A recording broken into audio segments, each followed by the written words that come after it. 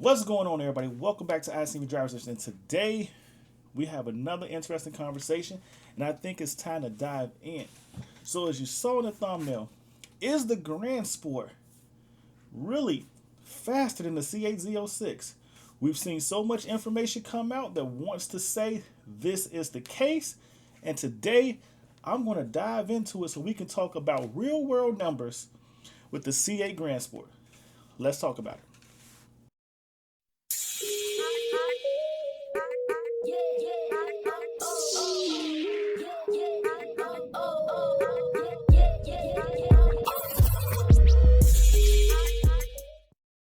For those of you guys out there, this is your first time tuning in, my name is Sho. This is ICNVDriversedition.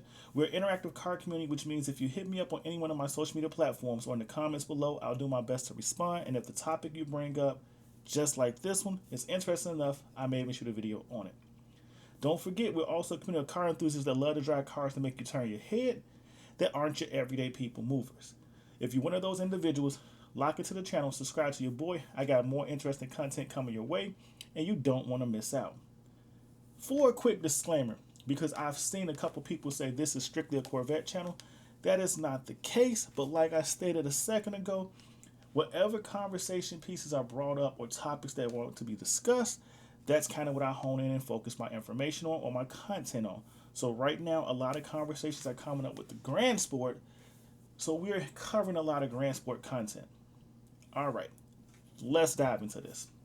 So I've been getting all these messages and conversation starters about Paragon Corey's 0 to 60 runs.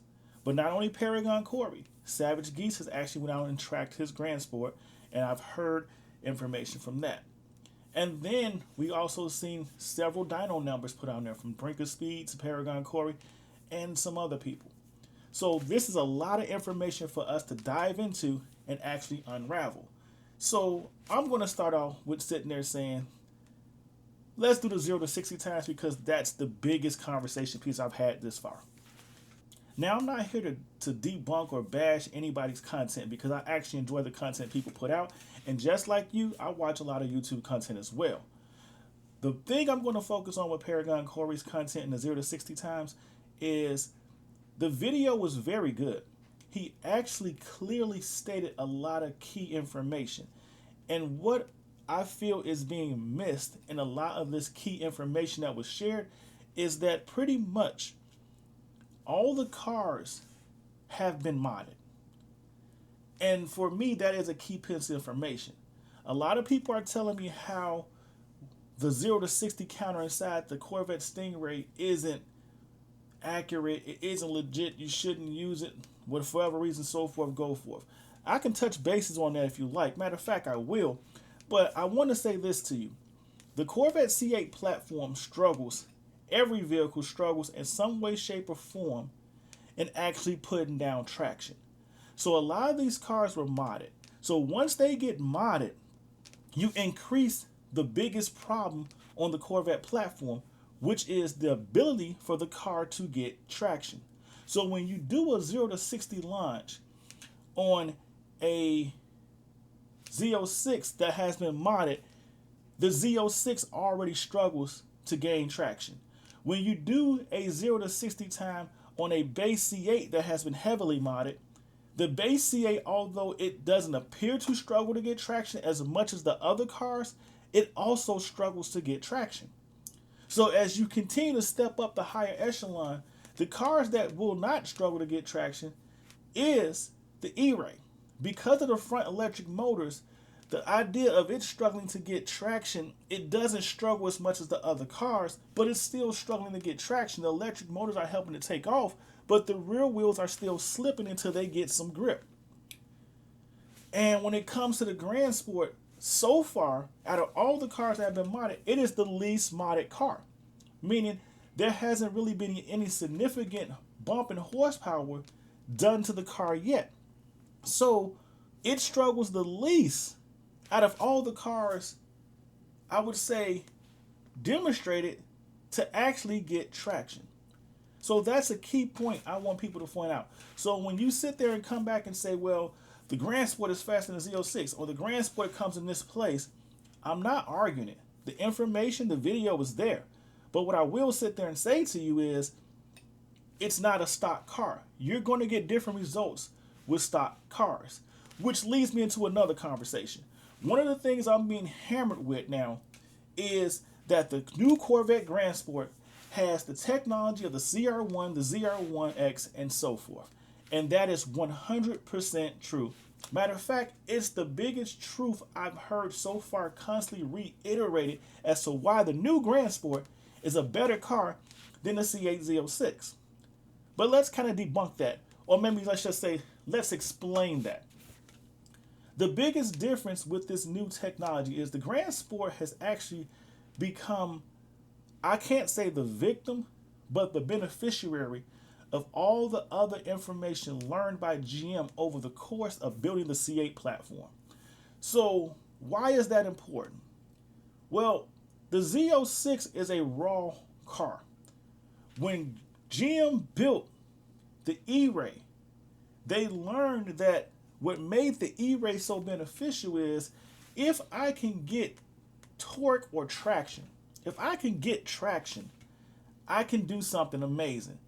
And just because the E-Ray was able to achieve traction where the Z06 struggles to get traction, whenever you launch it, the E-Ray was able to put up better times. Not huge better times, but better times. And that's what we see. And not only is it better times, it's more consistent times because the electric motors always deliver the same response. Whereas with the Z06, it really comes down to the driver. And I want you to hear that again. It really comes down to the driver because that's going to become a repeated theme whenever you talk about the C8 Z06. So with this technology the Grand Sport now has, the biggest addition to the Grand Sport is the torque. But where that benefit comes the most is from the ZR1. Why do I say the ZR1? Because if you go back to the release of what Taj said when the ZR1 first came out, yes, I said Taj.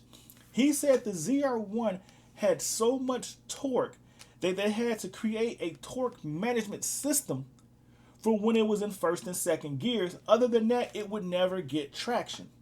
Well, because of the bump in torque with the Grand Sport, that same technology, that same benefit has been added to the Grand Sport because it has more torque than the Z06. So when the Grand Sport now gets launched, that torque vectoring, that torque limiter is now making sure the Grand Sport gets more traction quicker than the Z06, and it's allowing that power to be delivered in a more steady manner. So that is probably the biggest benefit of the Grand Sport getting the technology.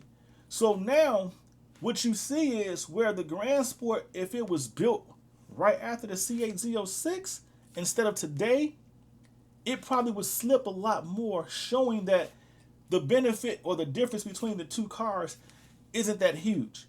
Because of this new technology and all the comments, the Grand Sport has the ZR1 technology. It's the best out there on the market. The Z06 doesn't have it.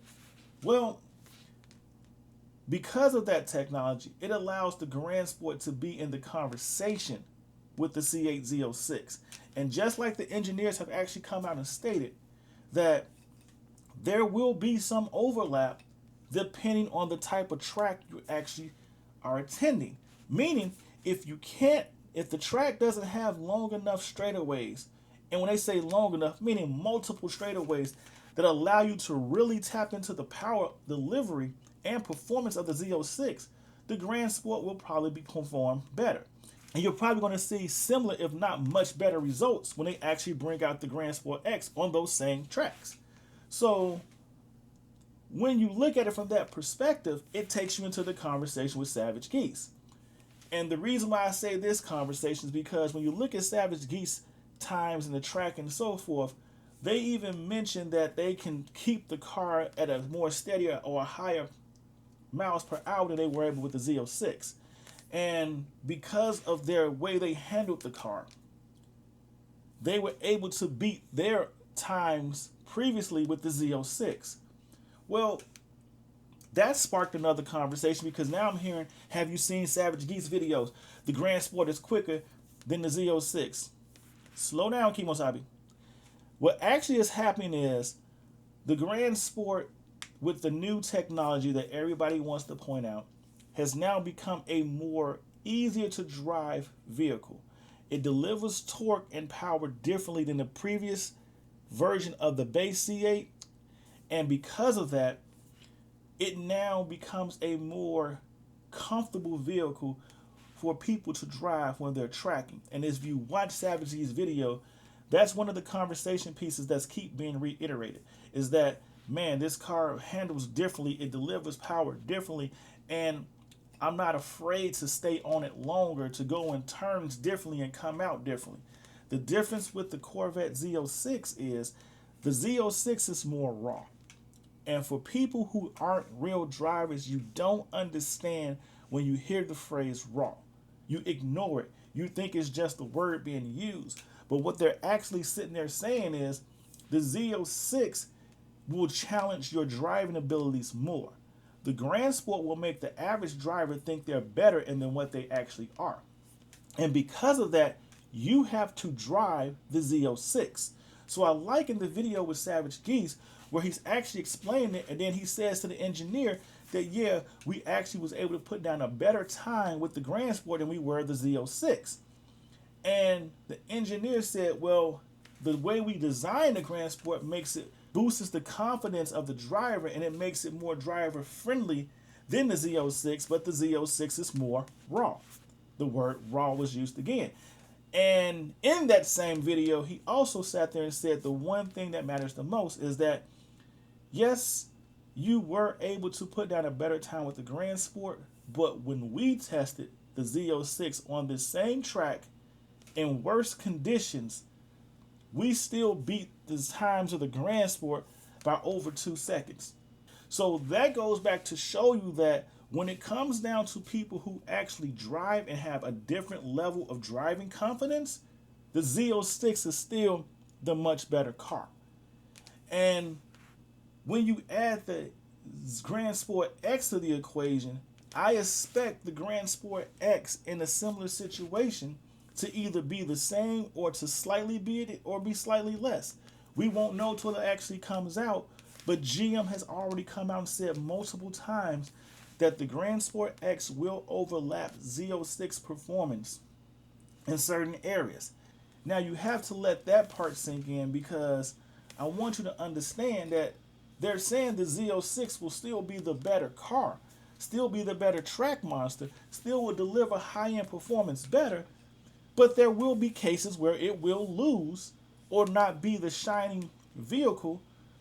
And the last thing I want to sit there and say is, we've seen dyno numbers from the new Grand Sport, and people are just talking about so much, or should I say, in every dyno conversation, they're comparing the power band to the C8 Z06.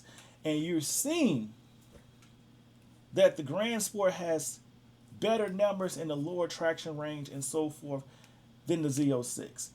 And because of that, people are saying the Grand Sport will demolish the Z06. But the truth of the matter is, I want to go back to LMR, Late Model Racecraft. If you watch some of their videos, they do a lot of dyno testing. And there is a phrase that's always said that I truly admire.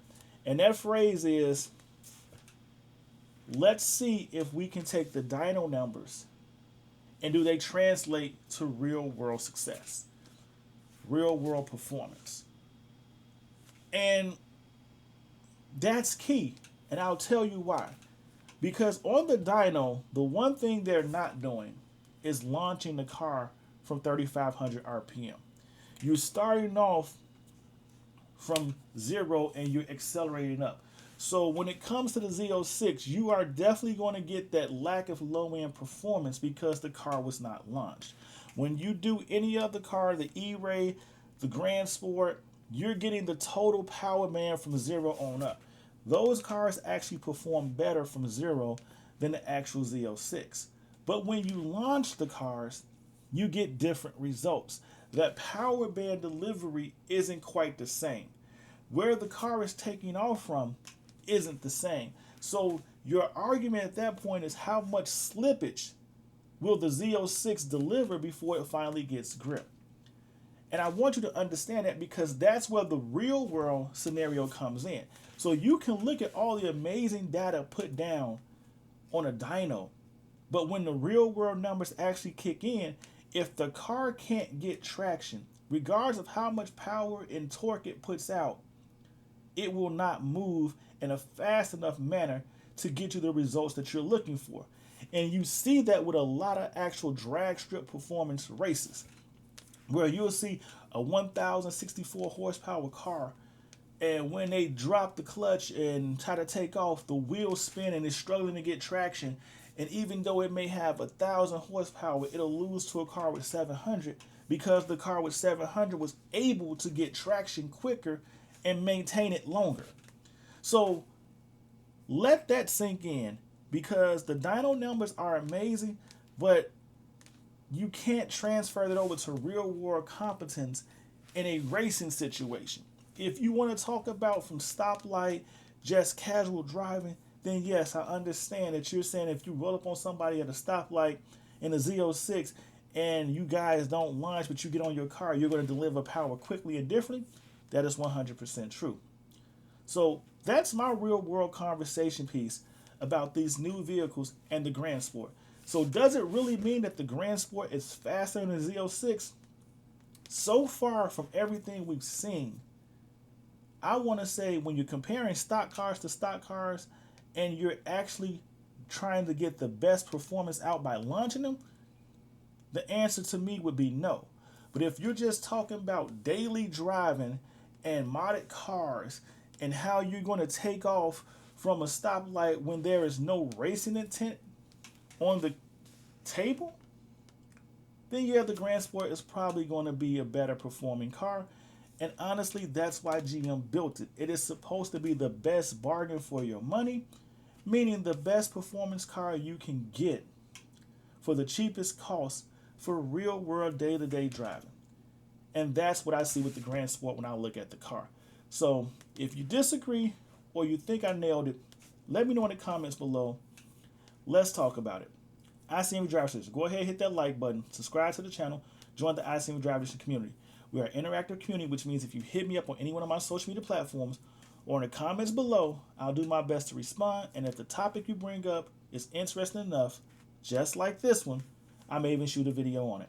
But don't forget, we're also a community of car enthusiasts that love to drive cars that make you turn your head. They aren't your everyday people movers. If you're one of those individuals, lock into the channel, subscribe to your boy. We have more interesting content coming your way, and you don't want to miss out. Don't forget, we were all made in his image and given dominion over the world, which means we were not just meant to be. So chase your dreams, build your visions, never, ever give up. What is a world without hope? We were all given unique gifts to become the best versions of us that we can possibly be. So step into your calling and become the blessing to the world that you were meant to be. Remember, you can be the one and not the one at the same time, because it's okay to be unique. But remember to stay humble, stay focused, and stay blessed. And I'll see you in these streets. Peace.